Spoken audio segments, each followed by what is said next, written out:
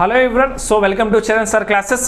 Question కనుక పరిశీలించినట్లయితే తుప్పు ఏర్పడడం ఏ రసాయనమైన చర్య? తుప్పు ఎవరికైనా లోహాలకు తుప్పు పడుతుంది కదా, ఆ తుప్పు పట్టేటువంటి చర్య అనేది ఏ రకమైన రసాయన చర్య అని అడిగినాను. ఇక్కడ మనకు వచ్చేసి ఏంటంటే ఫస్ట్ వన్ వచ్చేసి డిస్ప్లేస్మెంట్ రియాక్షనా, లేకుంటే డబల్ డిస్ప్లేస్మెంట్ రియాక్షనా, లేకుంటే ఆక్సిడేషన్ రియాక్షనా, నెక్స్ట్ డీకాంపోజిషన్ రియాక్షనా.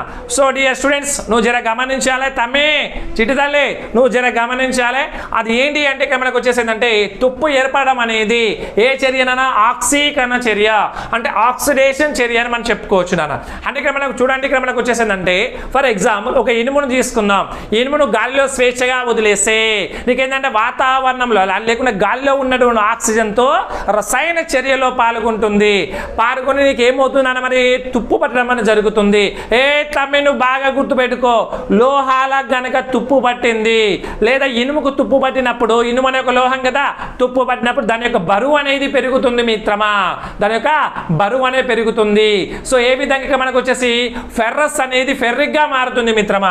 నీకు ఏంటంటే మనకు వచ్చేసిందంటే ఫెర్రస్, ఓకేనా, ఫెర్రస్ అనేది సో దేనిలోకి మారుతుంది, ఫెర్రిక్ గా మారుతుంది మిత్రమా. దేనిలోకి మారుతుంది, ఫెర్రిక్ గా మారుతుంది. ఇది ఏ రసాయన చర్య కిందకి వస్తుంది, ఆక్సిడేషన్ రియాక్షన్ కిందకి వస్తుంది మిత్రమా. కాబట్టి ఆన్సర్ వచ్చేసి థర్డ్ వన్ ఆన్సర్ అనేది రైట్ తమ్మి. థ్యాంక్